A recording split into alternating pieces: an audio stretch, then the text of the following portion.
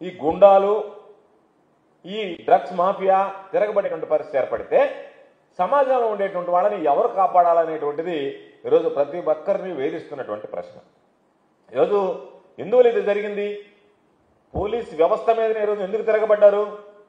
Police వ్యవస్థ అనేటువంటిది ప్రజల గురించి కాకుండా, ప్రజల గురించి పట్టించుకోకుండా పాలకులు ఎవరైతే ఉన్నారో వాళ్ళకు సంబంధించి వాళ్ళ కనుసన్నల్లో వాళ్ళు చెప్పినటువంటి ఆదేశాలను అమలు చేస్తూ ప్రజల గురించి, అసలు ప్రజలు అనేటువంటి వాళ్ళు ఉన్నారు, ఇది సమాజం అనేటువంటి వాళ్ళు ఉన్నారనేటువంటి దాన్ని మర్చిపోయారు. కాబట్టే ఈరోజు నిందితులు సాక్షాత్తు పోలీసుల మీదనే దాడికి తెగబడినటువంటి పరిస్థితి. కాబట్టి ఇప్పటికైనా సరే చంద్రబాబుకి, కూటమి ప్రభుత్వంకి కనువిప్పు కలుగుతుందని నేను అనుకోను.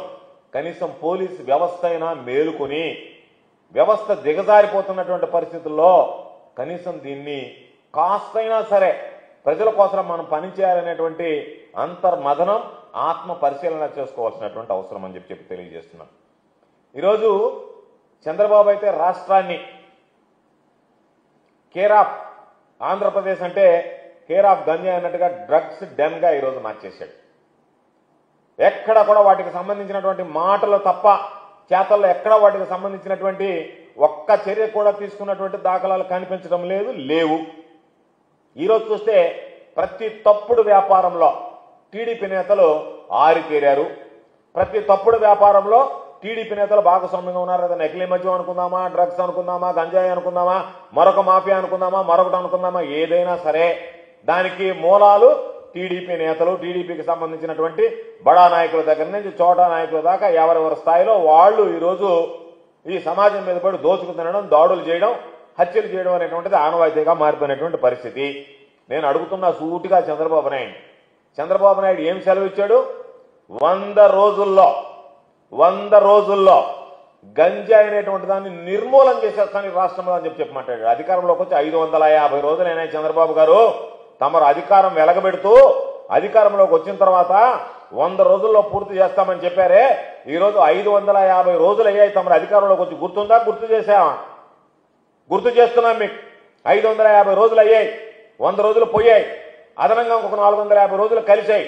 అయినా సరే ఈరోజు మీరు చెప్పినటువంటి విషయంలో ఎక్కడా కూడా ఒక్క అడుగు కూడా ముందుకు పడినటువంటి పరిస్థితి లేదు.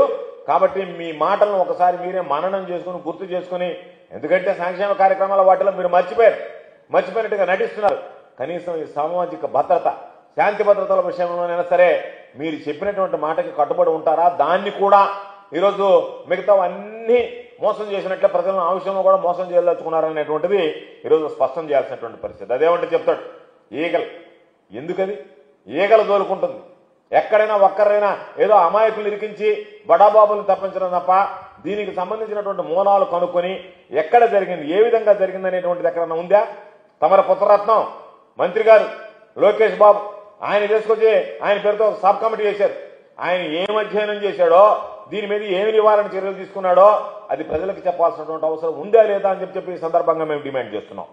ఈరోజు అదేవిధంగా లా అండ్ ఆర్డర్, డ్రగ్స్ నివారణ, దాడులు, మానభంగాలు, వీటిలన్నిటిలో కూడా మహిళల మీద అత్యాచారాల దగ్గర నుంచి అన్ని విషయాల్లో ఈ ప్రభుత్వ వైఫల్యం కొట్టొచ్చినట్టుగా కనిపిస్తుందా లేదా అనేటువంటిది ప్రజలు గ్రహించాల్సినటువంటి పరిస్థితి అని చెప్పి మీ అందరికీ తెలియజేస్తున్నాను. నిన్న కాక మొన్న విశాఖపట్నంలో దేశవ్యాప్తంగా డ్రగ్ దందా నడిపినటువంటి ముఠా పట్టుబడింది. నైజీరియన్లు వచ్చి విశాఖపట్నంలో తిష్ట వేసి ఇటువంటి దందాను నడుపుతుంటే కనీసం నువ్వు మామూలుగా ప్రతి ఒక్కదానికి నేను ఆద్యుణ్ణి, చీమ చుట్టుకుమన్నా నాకు ఆర్టిఫిషియల్ ఇంటెలిజెన్స్ ఉందని రకరకాలైనటువంటి మాటలు ప్రగల్భాలు పలికేటువంటి చంద్రబాబు జరుగుతున్నటువంటి విశాఖ లాంటి ఎంత స్వీట్ పీపుల్, ఎంత ప్రశాంతమైనటువంటి వాతావరణం కలిగినటువంటి ప్రాంతం, అక్కడికి కూడా ఈ డ్రగ్స్ ముఠా చొచ్చుకుని పోయేటువంటి విధంగా వాళ్ళ కార్యకలాపాలు విస్తరించేటువంటి విధంగా అక్కడ కేంద్రంగా తీసుకుని దేశవ్యాప్తంగా వాళ్ళ కార్యకలాపాలు విస్తరించేటువంటి విధంగా చర్యలు చేపడుతున్నా ఇతర దేశస్తులు వచ్చి తిష్ట వేసినా ఎందుకు వచ్చారనేటువంటిది మీరు కనుక్కోలేకపోయారంటే మీ ఇంటెలిజెన్స్ పూర్తి స్థాయిలో వైఫల్యం చెందిందా లేదా అనేటువంటిది ఒకసారి ఆలోచన చేయండి. మీ ఇంటెలిజెన్స్ దేనికి పనిచేస్తుంది? వైఎస్ఆర్ కాంగ్రెస్ పార్టీ వ్యక్తుల మీద పోలీసులు అక్రమ కేసులు బనాయిస్తే వాళ్ళని ముద్దాయిలుగా చూపిస్తే ఆ ముద్దాయిలు ఎక్కడెక్కడ ఉన్నారో వాళ్ళని ఏ విధంగా పట్టకు రావాలా, ఏ విధంగా జైలుకి పంపాలనేటువంటి దాని మీద ఇంటెలిజెన్స్ పనిచేస్తుంది తప్ప ప్రజల అవసరాల మీద, ఈ సమాజానికి జరగబోయేటువంటి చెడును గురించి ఆలోచన చేసేటువంటి పరిస్థితిలో కానీ దాన్ని ఆలోచించి దానికి తగినటువంటి పటిష్టమైనటువంటి చర్యలు తీసుకుని నివారించాలనేటువంటి ఆలోచన కానీ ఈరోజు ఇంటెలిజెన్స్ చేసేటువంటి పరిస్థితుల్లో లేదు.